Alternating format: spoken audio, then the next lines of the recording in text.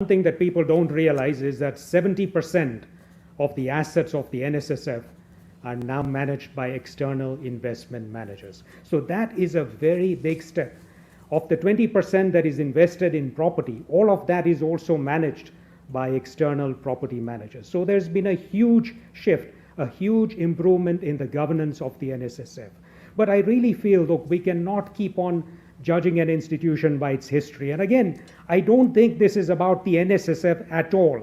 It should be about what sort of retirement system or pension system is best for the country, and what role should NSSF play, and what role should other providers play. Now, to the point that Mr. Keeley made earlier about that if you have your own pension scheme, you should be able to fully opt out. And what I want to say is that the NSSF Act of 2013 actually provided a substantial opt-out. So most of the benefits would come through your own scheme. If you are able to set up a scheme that provides the same or better benefits, you can substantially opt out of the NSSF. So I believe there's a need for more understanding of the provisions of the Act so that we can give Kenyans this retirement security that they need. Because the point I want to make, Julians and the team, is that, look, as Kenyans, we are sleepwalking to disaster, right? The likelihood is that most Kenyans are either going to see a substantial drop in their standard of living in retirement because of insufficient savings, or for the vast informal sector, the 15 million Kenyans who make up 85% of our workforce and have near zero savings, they will be forced to live their old age over an extended period of time in poverty.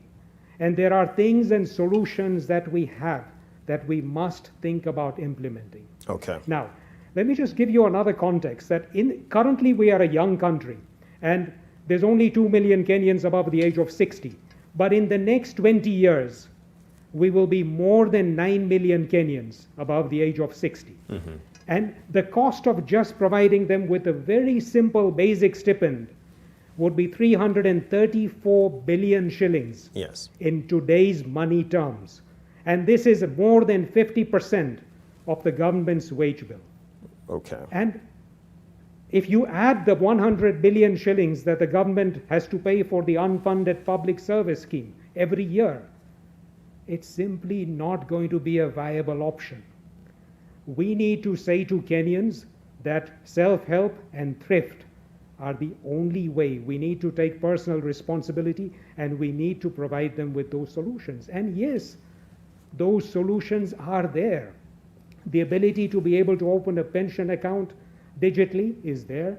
The ability to send and remit amounts of money, very small amounts of money, receive your benefit statement at any time, withdraw your money whenever you need to, are there. Yes. And as a country, we've made a huge amount of progress in terms of digital financial inclusion. Okay. And I think we have all the ingredients to achieve this on the pension space in the country. Sandeep, you've raised some very pertinent issues which I'll be coming back to, especially the subject of asset allocation in the pensions industry. But let me just cross over to Jane and to the subject we were discussing before we brought Sandeep back in, the issue of the Tax Laws Amendment Act and regarding the ability to access up to 40% of your accrued benefits for home purchase. What do you think about this provision in the new regulations?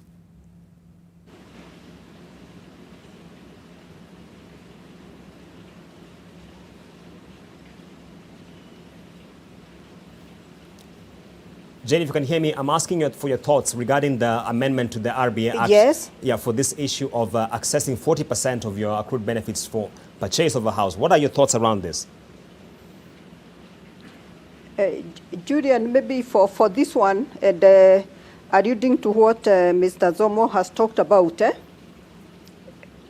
I would maybe prefer, because we have done quite a number of proposals that are at RBA for consideration. Maybe I don't give the comments and probably await the consolidation of the issues.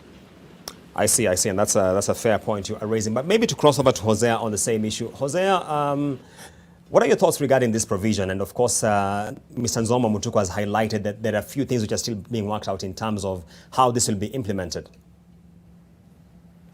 Yeah, I think this is a very big step to creating the pate to attract Kenyans to pension. You know, pension is a very boring issue because it's an issue which nobody really talks about until when the time comes to retire. Pension funds also, being long-term funds, is a very good asset put together to help the government do a lot of infrastructure and other developmental needs. There ought to be more tax exemptions granted to people to encourage them to save. So by allowing the pension members or its scheme members to access in their lifetime, when they are still strong and alive, 40% of their savings to buy a home, that is actually what we consider to be a retirement benefit given already to a member in advance. And therefore will encourage more. I think the industry will grow faster that way. The second issue is that we also need to look at an additional amendment to request the government to put in place. This is to remove the element of taxation brackets being higher for those who want to save more. In Zambogo, we find that if you want to save more than 20,000 per month, you will be taxed immediately. But when you save less than 20,000, you will be taxed zero. Now, what message are we sending to people who want to save more? We are telling them that don't save. So we are restricting the supply side of money into the pension schemes and then making people be discouraged. So we need to look at that one also to encourage more money. After all, when the money comes in, the government can borrow and actually use it for investments in the industry.